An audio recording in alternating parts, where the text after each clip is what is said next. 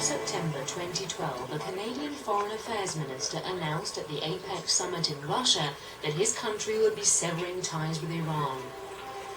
It was quite out of the blue. Nothing new had happened to prompt such a move, so naturally the decision raised eyebrows in Iran. Tehran promised a strong response. Describing the move as malicious and rather panicky, Parliament Speaker Ali Larijani refused to go to the Inter-Parliamentary Conference held in Canada. Israel was quick to praise Ottawa on its decision. But analysts inside and outside Canada say the closure of the Iranian embassy was a direct result of Israel's influence over that country. And now the hundreds of thousands of Iranians studying and working in Canada have no legal representative at the moment. Canada has given some reasons for its decision, but unconvinced, news channels and analysts everywhere are debating what was probably behind it. In this episode of Iran Today, we will discuss the recent breakdown in relations.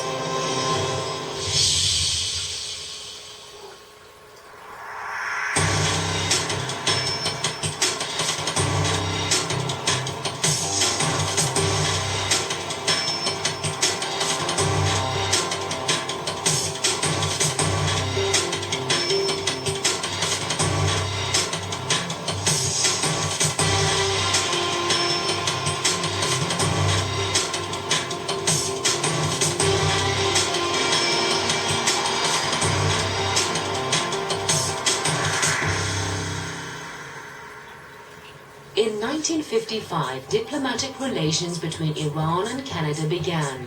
In 1959, the Canadian diplomatic mission was built in Tehran, which became the Canadian Embassy 2 years later.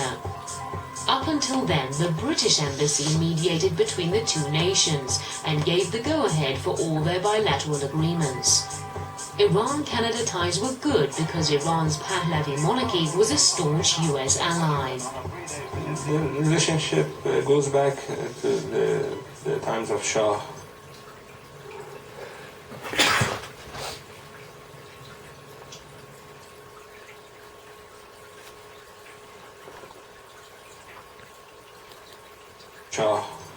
And during that time, Canada had a very good relations with the brutal Shah government. Although the human rights situation in Iran was quite troublesome, Shah used to kill and torture a lot of people. The Canadian government not only did not have any problem with those issues, the Canadian government was basically helping Shah to advance its policies domestically and internationally. In 1979, the Islamic Revolution happened in Iran, completely changing Iran's political makeup and thus the ground rules for its ties with other nations. One of the key principles of the new establishment was to reject parasitic relationships and put an end to foreign interference. Tehran wanted to make sure it was on an equal footing with its future allies, which had certainly not been the case until then. But Iran's new policies did not go down well with countries like the US and Britain.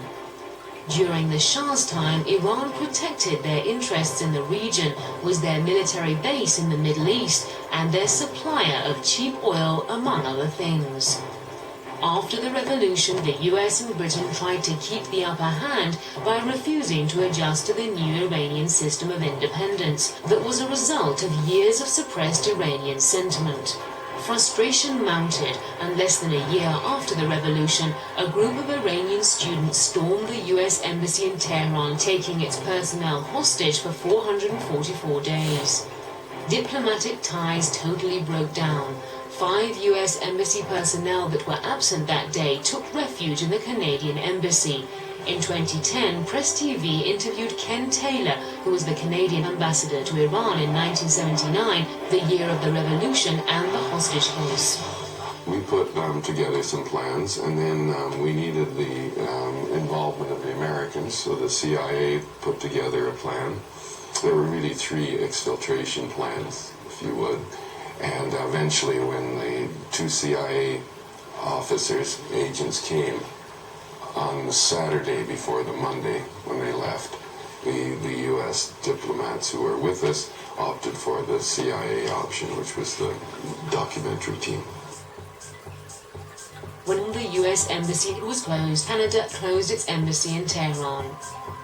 But 8 years later, in 1988, Iran and Canada agreed to resume relations. A year after that, an Iranian embassy opened in Canada, and in 1996, they formally exchanged ambassadors. Relations were strained once again in 2003 when an Iranian woman called Zahra Kazemi, who also held a Canadian passport, died in an Iranian prison. About Canada's latest move, I have to say Iran-Canada ties had weakened in recent years because of certain Canadian diplomats interfering in our internal affairs. Some of these cases were related to Iranian citizens that had dual nationality, which is against our constitution. The Canadian government said they were Canadians and tried to interfere in affairs not related to them. This forced us to deal with them in accordance with the law. As far as we're concerned, defending the rights of our citizens in other countries is one of the Ministry of Affairs' main responsibilities. But we do not allow other countries, like Canada, to interfere in our internal affairs. From 2003 onwards, Iran-Canada ties were rocky, warming up temporarily but then going cold again. Until the 7th of September 2012, when Canada officially closed its embassy in Tehran.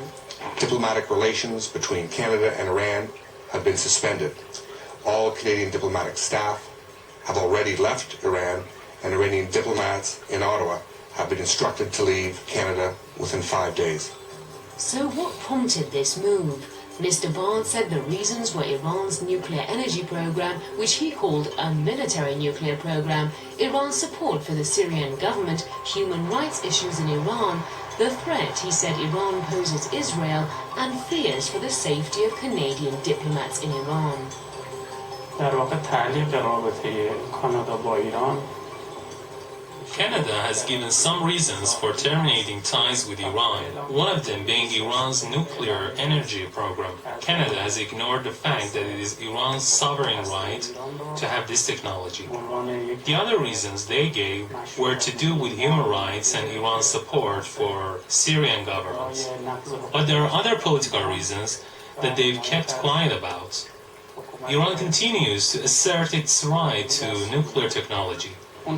Issues to do with Iranian citizens inside Iran have nothing to do with foreign governments. And about events in the region, Iran has its own strategies. Canada, along with other Western nations, accuse Iran of having a clandestine nuclear weapons program and lacking transparency when it comes to its nuclear activities.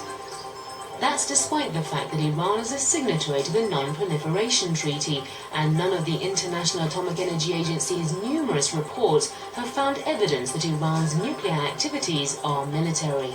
The reasons that they presented are quite interesting in the sense that given the fact that, for example, Iran's nuclear program has been around for 9-10 years, and the fact that suddenly they are cutting relations because of the program that's quite old that doesn't really make that much of a sense.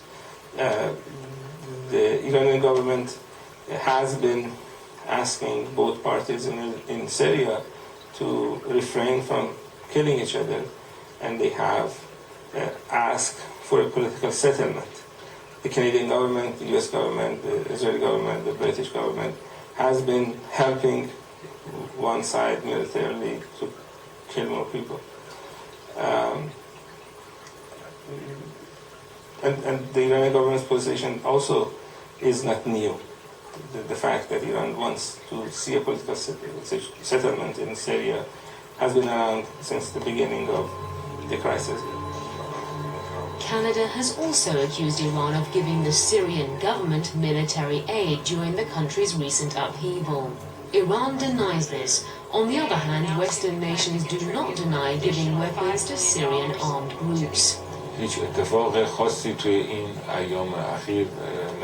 Nothing in particular had happened recently. Our policies regarding other countries are perfectly clear. We believe foreign interference is behind the crises that have occurred in some Persian Gulf and Middle Eastern countries. Countries outside these regions cause unrest and a feeling of insecurity in these regions to serve their own interests. They justify their interference. Our stance towards Syria and other regional countries is clear. We think the people's concerns must be addressed. We do not support foreign interference under any circumstances. The clashes must stop. A peaceful atmosphere must be created in which the people's voice can be heard and the government has to allow for reforms. So we support Syria and the Syrian people and the creation of a suitable environment for Syria's crisis to be solved. We have made our stance clear, as we have regarding other regional crises. Canada's accusations toward Iran regarding Syria are on the pretext of human rights. That said, Ottawa has never commented on blatant human rights abuses happening in countries like Saudi Arabia. And Canada also accuses Iran of allowing human rights abuses within its own borders. And that was one of the reasons the Canadian Minister of Foreign Affairs gave for closing the embassy. Human rights issues are internal matters. One government has no right to interfere in the affairs of another on the pretext of slamming human rights abuses. There are international organizations that do that. They are responsible for addressing human rights abuses worldwide and taking legal action against the countries in question. As a political entity, one government does not have the right to interfere in the legal affairs of another. There are human rights abuses going on in Canada. Global media has reported on the human rights abuses Indigenous Canadians suffer. Their leaders and unions are critical of the government's current policies. Canada's current government is influenced politically by the US and Britain. It does not try to satisfy the Canadian people. We can make a case against Canada, too. How does a nation that cannot protect the rights of its Indigenous people give itself permission to offer opinions about human rights in other countries?